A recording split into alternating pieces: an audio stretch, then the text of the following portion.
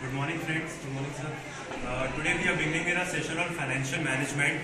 Am I audible to all? Okay. So, with the first unit, that is an introduction to financial management. We have organized a small role play between the managers of two companies. We will be discussing about various aspects which are dealt in financial management. The background of this role play is in the Southeast Asian crisis of 1997, which happened in the countries of Thailand, Malaysia, South Korea, and other countries of Southeast Asia. So there was this company, an electronic company in South Korea, which went bankrupt in 1997. And at the same time, there was this man who was a manager of who was the president of an Indian electronic company, and he wanted to, he had a prospect of taking over the company of South Korea. So when the South Korean company went bankrupt, he wanted to exactly know the reasons which were behind the company going behind the demise of the company. So this role play is a conversation between Mr. X, that is me, who is playing the manager of who was the ex-CFO of the South Korean company, and Mr. Y, which is being played by Parija, who will be representing the manager of the Indian electronic company. So the conversation is as during the conversation you will get to know about various factors which were responsible for the demise of the company, and these factors are related to financial management. Hello, Mr. X. Sir, tell me, what were the factors that led to your demise of the firm during the crisis of 97? Actually, there were mainly three factors. First was the investment decisions which were taken by the company. Second would be the financial decisions or the financial sourcing which was taken. And thirdly would be the working capital management. So, on the basis of these three aspects, the company went bankrupt and we were not able to manage these three aspects of the company. I'm starting to visualize the problem now. It was in late 80s and early 90s when there was an electronic boom in the countries of South Korea and Japan.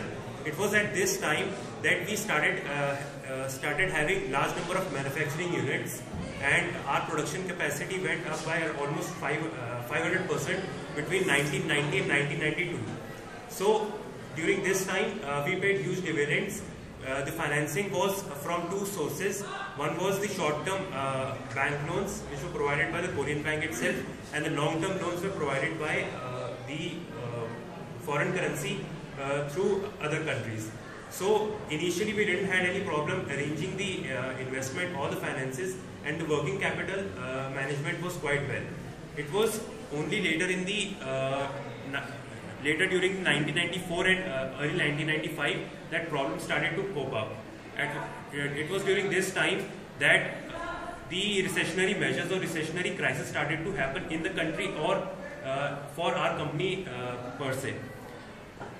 Now, I think this was a stupendous growth plan. So what happened actually? The thing was that our financial fundamentals were not very strong.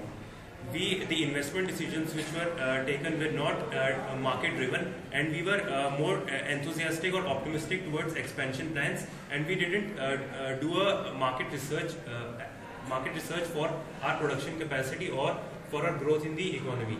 So one was this, and second was that we were not able to pay back the finances, both the short-term finances, and as the currency dropped in the long term, we were not even able to pay back the long-term finances.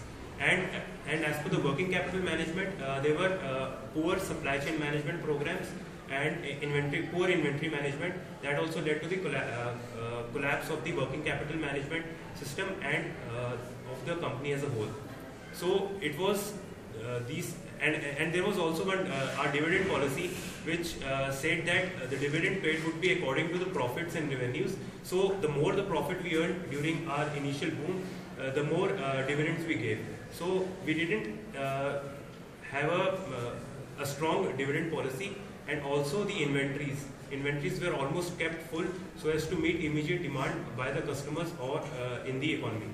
So these were the mainly few major problems that led to the collapse of the company during the crisis.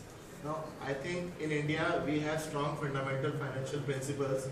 What you do is you pay dividends according to the revenues, while in India we have stabilized it to 40%. So we don't let the debt to equity ratio go beyond 2.5:1. Also, you said your supply chain management.